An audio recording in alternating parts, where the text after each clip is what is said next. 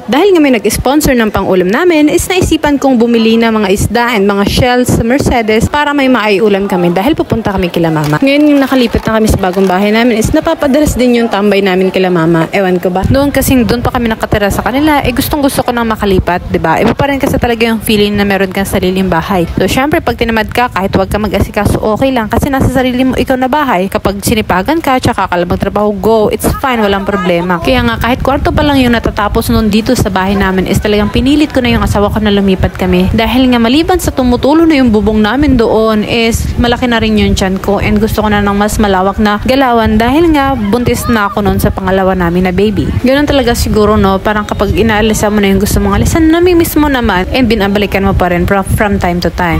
And dahil nga maaga pa naman sa pagluto is tumambay muna kami dito sa dati naming kwarto. Well, nakakamiss lang din yung mga memories namin dito na dito kami nagsisiksikan noon ng asawa ko, si Ali and ako.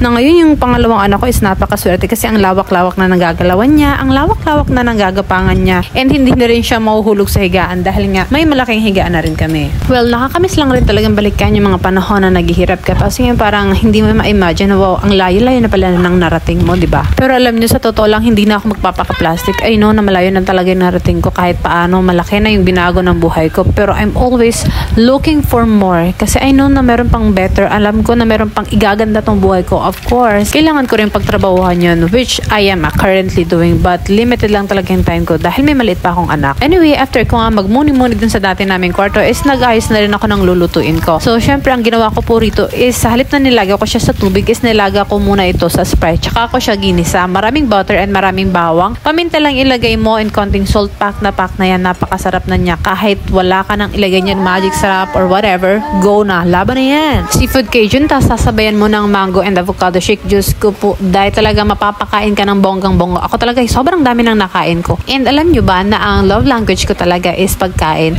Kasi every time na may pera ako, kahit nung hindi pa ako nakakakuha ng magandang trabaho, every time na may sobra talaga ako sa pera is talagang bumibili ako na mapagsasalo-saluhan namin. Dahil natutuwa ako, nakikita ko kung nagsasalo-salo kami, nakikita kong nabubusog yung mga kapatid ko. Tsaka ang bibilis niyang tawagin, Diyos ko, kachat ko pala, andyan na yun sila lahat agad. Tapos nakakatuwa rin kasi nga kapag kumakain kami, ang dami ng mga kwentuhan, tapos alalalahanin namin yung mga nakakatuwang pangyayari or mga kwentong napapalo pa daw si Anding, si Pia ni Papa, and pinagtali sila. Samantalang si Sophia nasa CR, tumatay, si Anding nasa labas nag-aantay kasi nga hindi sila makaalis dahil nga magkatali yung kamay nila.